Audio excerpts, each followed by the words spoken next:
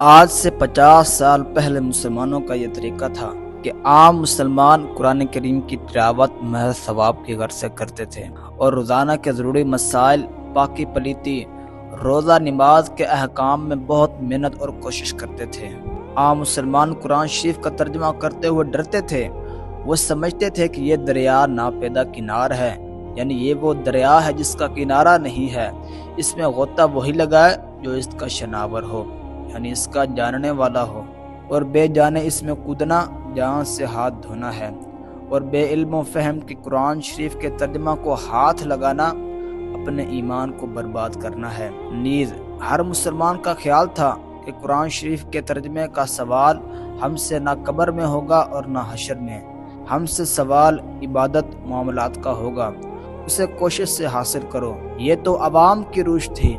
رہے علماء کرام اور فضلاء اعظام، ان کا طریقہ یہ تھا کہ قرآن کریم کے ترجمہ کے لیے قریباً 21 علوم میں محنت کرتے تھے، مثلا نحو، معانی، بیان، بدیع، ادب، لغت، منطق، فلسفہ، حساب، جیومیٹری، فقہ، تفسیر، حدیث، کلام، جغرافیہ، تواریخ، تصوف، اصول وغیرہ وغیرہ۔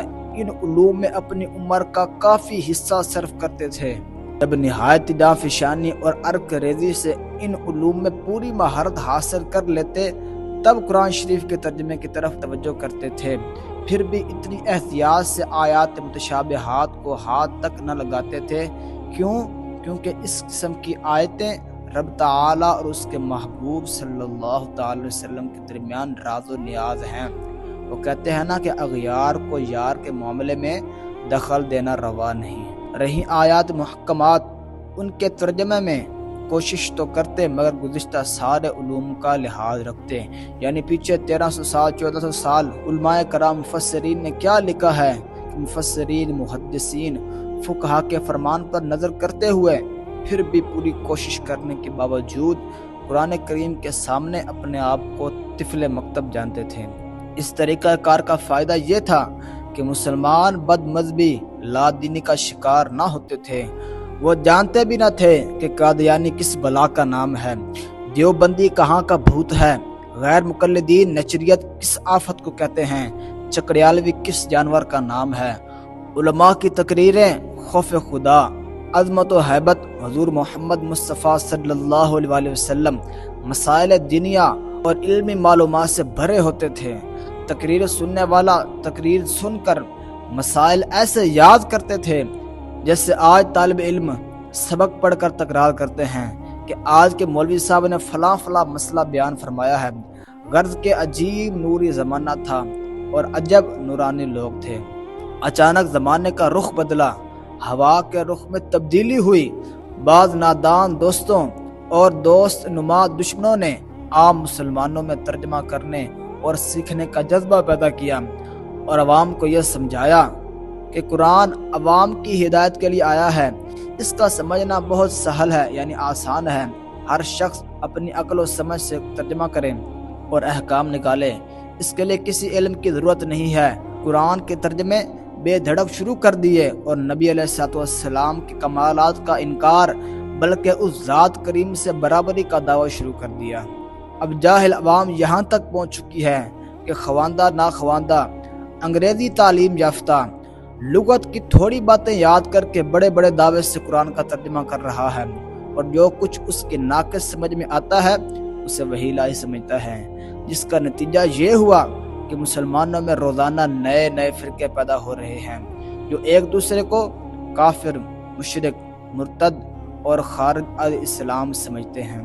ایک لطیفہ ہے کہ اردو سکول کے ہیڈ ماسٹر صاحب نے دوران تقریر کہا کہ جس کو قرآن کا ترجمہ نہ آتا ہو وہ نماز ہی نہ پڑھے، کہ جب عرضی دینے والے کو یہ خبر ہی نہیں کہ درخواست میں کیا لکھا ہے تو درخواست ہی بیکار ہے۔